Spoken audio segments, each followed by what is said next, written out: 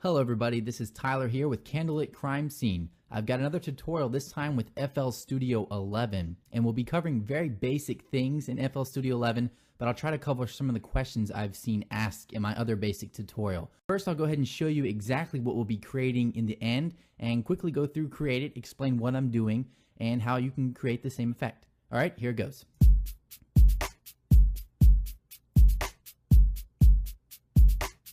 And I will begin this tutorial right now. First thing we'll do is click on the FL Studio 11 icon that you should have gotten on your desktop if you downloaded it. Even if you open up for the first time, this is what you should see. Something very similar to this, completely blank. The first thing we'll do is click out of this. Here you can see I'm using the demo version. I've got nothing else going on. And a lot of you are asking, how do I get the tracks up when I'm getting into FL Studio? I think last time I already had them up. What you'll do is go up where it says View Playlist. It's flashing right now as I'm hovering over it. I go ahead and left click. You'll see it pops up over here on my right hand side. Some people like to leave it here and add things on the left. I personally like to hover over it to where it shows this double arrow thing. Hold down left click and drag it over to the far left. That's just how I like to lay this out. If anybody wants to change it up, doesn't really matter. Next thing I usually like to do is bring up my step sequencer. That's flashing now here at the top. If you go ahead and left click on that, it'll bring up a pretty basic kick, clap, hat, and snare. I'll just give you an idea of what that sounds like. You know, just pretty basic sounds. First thing I will do is go over here to the left hand side where it says packs and go ahead and left click on that. And left click on legacy. Left click on drums, which is a little different. Left click on hip hop. This is the sound I'm going to make as I showed you before. It's a bit more of a hip hop sound. So hip hop's located within the drum section, which is in legacy, which is in packs. Should all be there on the left hand side of your screen.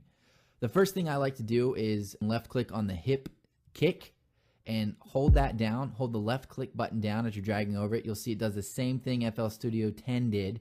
So you drag it up here into the kick section. Now it's going to sound exactly what I did a second ago, which was the 4 kicks, but it's a totally different kick now. It's more of a hip hop sound.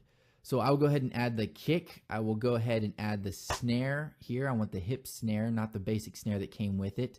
I will add the snap sound instead of the hat. And the last thing I think I added was a little bit of this hat. Yeah.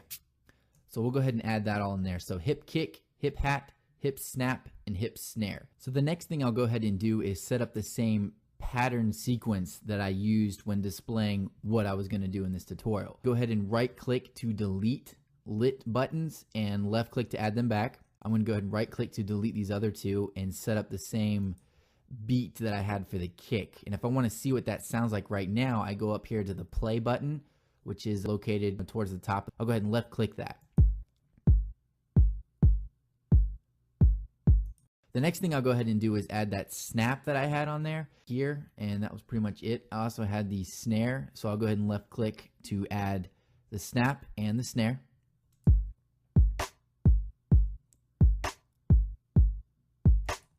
Final thing I did was add some hats. Quick way to do what I did was just go ahead and right click, so hover over the hip hat, right click it, and just say fill each 2 steps. What that's going to do is every other step, it'll go ahead and automatically light up for you. Just saves you a couple seconds so you don't have to go through and light these up individually. So let's go ahead and hear what that sounds like. The last thing I did was add one more beat for the hat section, so it gave it that little bit of kind of a sound, so you hear what that sounds like.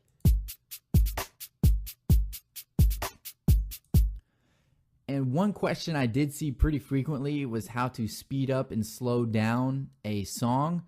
By default, you'll see up here that it is 130 beats per minute. That's what that 130 stands for.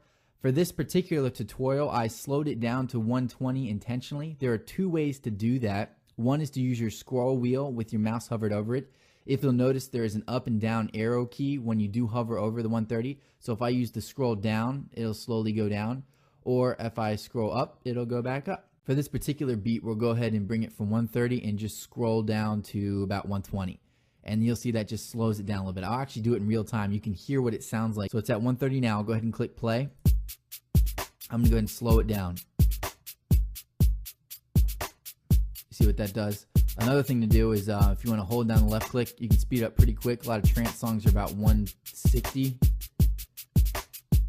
So, and a lot of other hip hop and beats like that can be fast or slow, it doesn't really matter. But I went ahead and made this one slow. That was pretty basic, just to give you an idea where everything's laid out. The final thing I'll do for this tutorial is add it to the track 1 here. And if you'll notice, this entire project we've done so far is on pattern 1. Up here where it says the play button, if you left click, we're all on pattern 1. Right there on pattern 1. If you scroll up to pattern 2, it's completely silent, which I think I had a couple questions about why they couldn't play pattern 2. There you go. So back on pattern 1 here, and this is where our entire beat is. Let's go ahead and, do you see a little paintbrush that appears when you hover over the track 1 section? Go ahead and left click. That's going to put our entire pattern that we created, which is very short, obviously, it just repeats itself here in the first slot in pattern 1. So if you left click, hold it down, you can drag it across as infinitely long as you want it to. Instead of just doing the pattern, now you can do the song.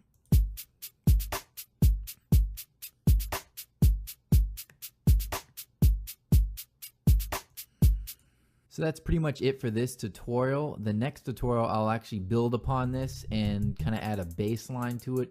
Very simple, and I'll work with slides and how to add a couple different effects to each of the different channels. So we'll leave it at this. Thanks, guys.